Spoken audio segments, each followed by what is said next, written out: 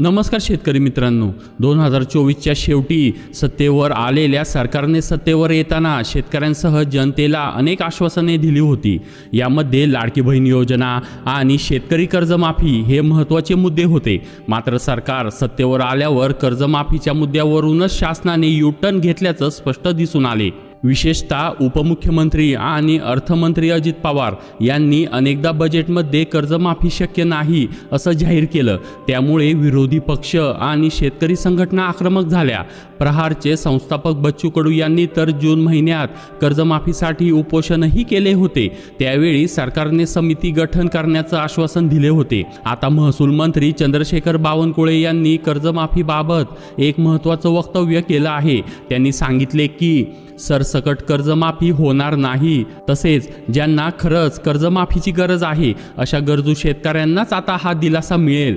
त्यानंतर एखाद्या शेतकऱ्याने शेतात बंगला किंवा फार्म हाऊस बांधलं तर त्याला कर्जमाफीची गरज काय, असा थेट सवाल त्यांनी केला। ज्यांच्या घरात काहीच पिकत नाही, ज्यांनी कर्ज उचललं आणि आत्महत्या केल्यासारखं टोकाचं पाऊल उचलतात, अशा शेतकऱ्यांनाच आता मदत दिली जाईल। यासाठी सरकार एक सर्वेक्षण करणार असून त्या सर्वेक्षणानंतरच अंतिम कर्जमाफीची घोषणा केली जाईल।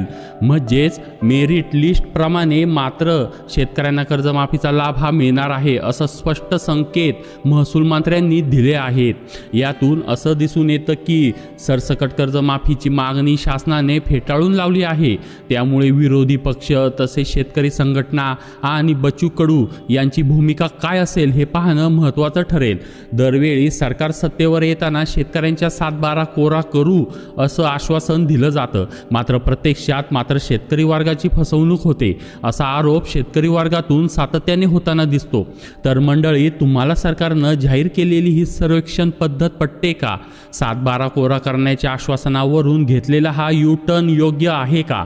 तुमचं मत कमेंट बॉक्समध्ये जरूर सांगा। व्हिडिओ आवडला असेल तर लाईक करा आणि चॅनलला सबस्क्राईब करायला विसरू नका। धन्यवाद।